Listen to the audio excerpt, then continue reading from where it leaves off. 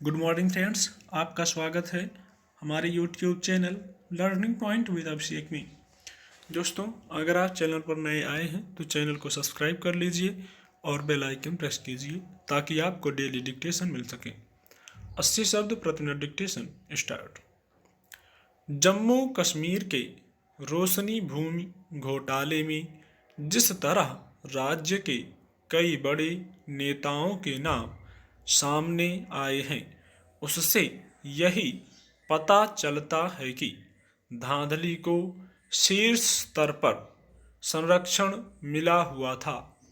इस संरक्षण के कारण ही इस पर हैरानी नहीं कि घोटाले में प्रमुख नेताओं के साथ साथ नौकरशाह, व्यापारी एवं अन्य प्रभावशाली लोगों के भी नाम सामने आ रहे हैं।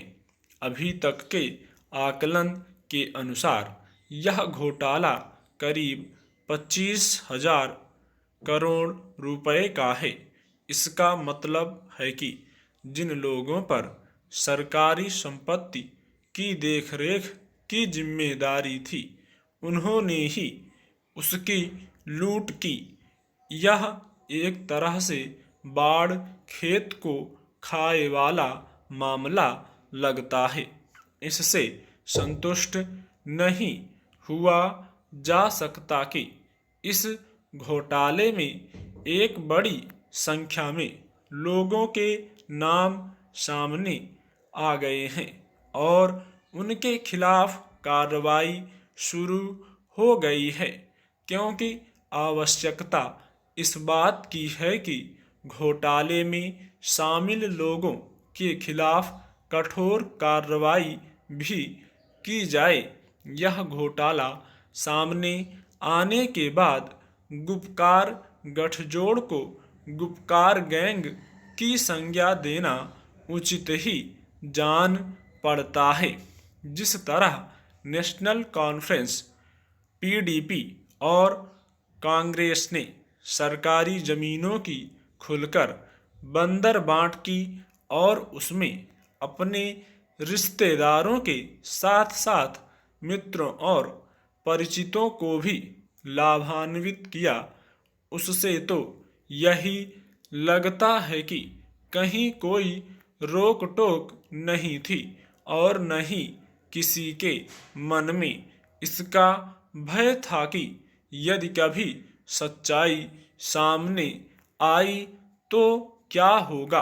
रोशनी योजना में धांधली के जैसे तथ्य सामने आ रहे हैं, वे यह भी बताते हैं कि कश्मीर केंद्रित राजनीतिक दलों ने संसाधनों को दोनों हाथों से मनमाने तरीके से लूटा। यह तो गनीमत रही कि मामला हाई कोर्ट के पास गया और उसने सीबीआई को जांच के आदेश दिए, अन्यथा हजारों करोड़ रुपए का यह घोटाला तो दबा ही रहता। आखिर यह तथ्य है कि हाईकोर्ट को पूर्व की जांच एजेंसियों को इसके लिए फटकार लगानी पड़ी कि उन्होंने अपना काम सही तरीके से नहीं किया। इस घोटाले ने इस आवश्यकता को नए सिरे से रेखांकित किया है कि सत्ता के शीर्ष पदों पर बैठे लोगों की निगरानी की जरूरत है। इस जरूरत की पूर्ति सुनिश्चित की जानी चाहिए। इसके अलावा यह भी देखा जाना चाहिए कि कहीं इसी तरह के अन्य घोटाले तो अंजाम नहीं दिए गए। यह घोटाला इसलिए कहीं अधिक लज्जाजनक है क्योंकि रोशनी एक्ट कथित तौर पर गरीबों की भलाई करने के इरादे से लाया गया था, लेकिन जो नेता इस एक्ट को लाए, उन्होंने गरीबों का हित करने के बजाय खुद का घर भरना शुरू कर दिया।